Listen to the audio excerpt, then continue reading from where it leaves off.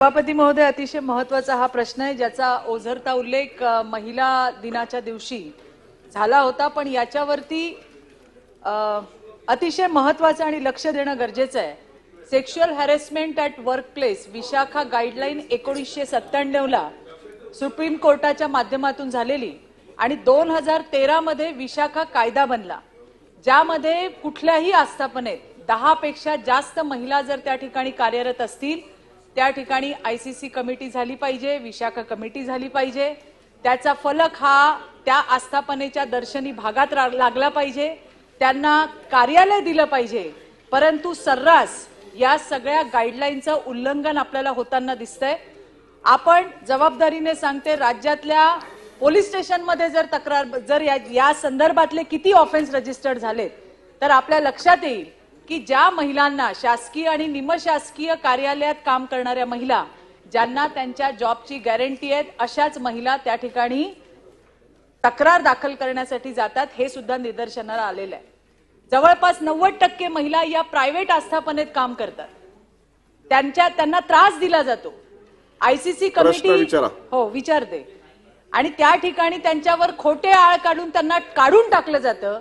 अशा बऱ्याच केसेसचा आम्ही ग्राउंडवरती अभ्यास केलाय, त्याच्यासाठी पाठपुरावा केलाय, पण ज्या भगिनींना काढून टाकलं जातं त्यांना सरकारकडनं कुठली मदत मिळत नाही।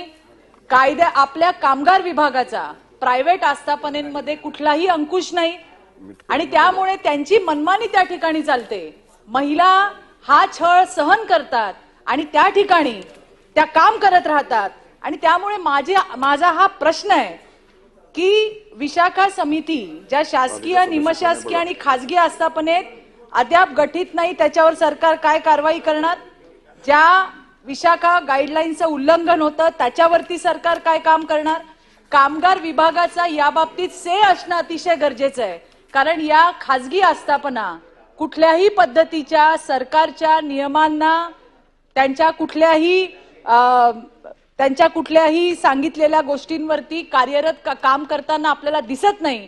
त्यामुळे कामगार विभागाचा से सुद्धा या प्रायव्हेट आस्थापनेमध्ये असणं अतिशय गरजेचं आहे। तो होणार का हे सुद्धा विचारायचं आहे। आणि खासगी आस्थापनांमध्ये ज्या ठिकाणी विशाखा गाईडलाईनचं उल्लंघन होतं त्याच्यावरती सरकार काही कारवाई करणार का?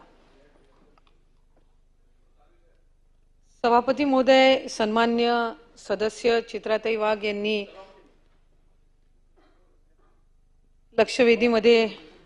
लक्षवेधीच्या अनुषंगाने मांडल्याप्रमाणे सर्वोच्च न्यायालयाच्या ऐतिहासिक विशाखा मार्गदर्शक तत्वे जाहीर झाल्यानंतर 2013 मध्ये कामाच्या ठिकाणी महिलांच्या लैंगिक छळापासून अधिनियम 2013 संसदेकडून सहमत करण्यात आले आणि राज्य शासनाचा शासन निर्णय दिनांक 11 जून 2014 अन्वये कामाच्या ठिकाणी महिलांच्या लैंगिक छळापासून तक्रारींची चौकशी करण्यासाठी 10 किंवा 10 पेक्षा अधिक कर्मचारी कार्यरत असलेल्या ठिकाणी नियुक्त त्यांनी त्यांच्या आस्थापनेमधील अंतर्गत तक्रार समिती गठीत करण्याबाबत निर्देश देण्यात आले। दिनांक 11 सप्टेंबर 2014 शासन निर्णयान्वये ज्या ठिकाणी 10 पेक्षा कमी कर्मचारी आहेत किंवा जेथे नियुक्ती अधिकाऱ्याविरुद्ध तक्रारी आहेत अशा कार्यालयांमध्ये जिल्हा स्तरावर स्थानिक तक्रार समिती स्थापन करून त्यांच्याकडे तक्रार करण्याची तरतूद करण्यात आलेली आहे। राज्यात आतापर्यंत 74,010 इतक्या आस्थापनांमध्ये अंतर्गत तक्रारी समिती गठीत करण्यात आलेल्या आहेत। सभापती महोदय, आयुक्त महिला व बालविकास पुणे यांना राज्य समन्वय अधिकारी म्हणून घोषित करण्यात आले आहे आणि प्रत्येक जिल्ह्यासाठी उपजिल्हा अधिकारी यांना जिल्हा अधिकारी म्हणून घोषित करण्यात आले आहे। प्रत्येक जिल्ह्यासाठी जिल्हा महिला व बालविकास अधिकारी यांना जिल्हा नोडल ऑफिसर म्हणून घोषित करण्यात आले आहे। तसेच महानगर क्षेत्रामध्ये प्रत्येक वॉर्ड करता वॉर्ड ऑफिसर यांना उपसमन्वय अधिकारी, त्याचप्रमाणे नगरपालिका, नगर परिषद, नगरपंचायत यांच्या कार्यक्षेत्रामध्ये मुख्याधिकारी यांना उपसमन्वय अधिकारी म्हणून घोषित करण्यात आलेले आहे। तालुका क्षेत्रासाठी गटविकास अधिकारी व बालविकास प्रकल्प अधिकारी यांना उपसमन्वय अधिकारी म्हणून घोषित करण्यात आलेली आहे। त्यामुळे साधारणपणे ज्या शासकीय ज्या आस्थापने असतील किंवा जी कार्यालय असतील इथे साधारणपणे बहुतांशी ठिकाणी ही जी समिती आहे ती स्थापन झालेली आहे। ही वस्तुस्थिती खरी आहे की खाजगी आस्थापने जे आहेत तिथे हवा तितकासा प्रतिसाद हा काही त्या ठिकाणी समिती स्थापन करण्याच्या दृष्टिकोनातून झालेला नाहीये। पण या संदर्भामध्ये विभाग म्हणून आम्ही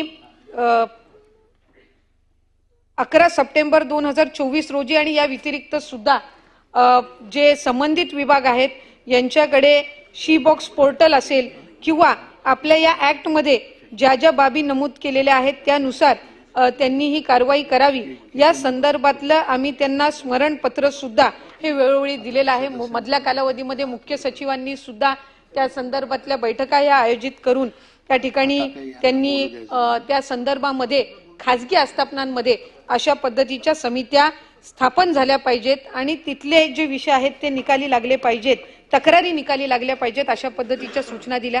सभापती महोदय, आपल्या माध्यमातून मला या ठिकाणी सभागृहाला माहिती द्यायची आणि सर्व सदस्यांना सुद्धा की राज्यात अंतर्गत तक्रार समिती, स्थानिक तक्रार समितीकडे प्राप्त झालेल्या तक्रारींची संख्या व निकाली काढलेल्या तक्रारांची संख्या गेल्या 5 वर्षाचा या ठिकाणी जर साधारणपणे आपण आढावा घेतला तर 2020-21 मध्ये 73 तक्रारी त्या ठिकाणी प्राप्त झाल्या आणि त्याच्यापैकी 73 निकाली काढल्या गेल्या। 21-22 मध्ये 82 प्राप्त झाल्या आणि 82 निकाली काढल्या गेल्या। 22-23 मध्ये 411 प्राप्त झाल्या आणि 411 निकाली काढल्या गेल्या आणि 23-24 मध्ये 25 प्राप्त झाल्या आणि 25 निकाली काढल्या गेल्या आणि त्याच्यानंतर 44 प्राप्त झालेल्या आहेत। त्याच्यातल्या 24 तक्रारी त्या ठिकाणी निकाली काढलेल्या आहेत आणि साधारणपणे 20 तक्रारींवर जे काम आहे ते सुरू आहे। पण खासगी आस्थापनांवर स्थापन झालेल्या समित्यांची संख्या तुलनेने कमी असल्याने यासाठी मंत्रालयीन स्तरावर मंत्रालयीन प्रशासकीय विभाग म्हणजे उद्योग विभाग असेल, शालेय शिक्षण विभाग असेल, कारण बऱ्याचशा शाळा सुद्धा त्याच्यामध्ये खाजगी शाळा सुद्धा येत असतात, उच्च व तंत्र शिक्षण विभाग असेल, वैद्यकीय शिक्षण विभाग असेल, जिथं खाजगी आस्थापना आहेत यांच्याकडे पाठपुरावा करून समित्या स्थापन करण्याबाबतची कारवाई ही सभापती महोदय त्या ठिकाणी करण्यात येईल। मी मगाशीच नमूद केल्याप्रमाणे उत्तरामध्ये 5 वर्षाच्या कालावधीमध्ये जवळपास 635 तक्रारी प्राप्त झाल्या असून त्यातल्या जवळपास 615 ज्या आहेत त्या निकाली काढल्या गेलेल्या आहेत आणि साधारणपणे अशा पद्धतीनं काम हे आम्ही विभागाच्या माध्यमातून विशाखा समितीला अनुसरून करत आहोत।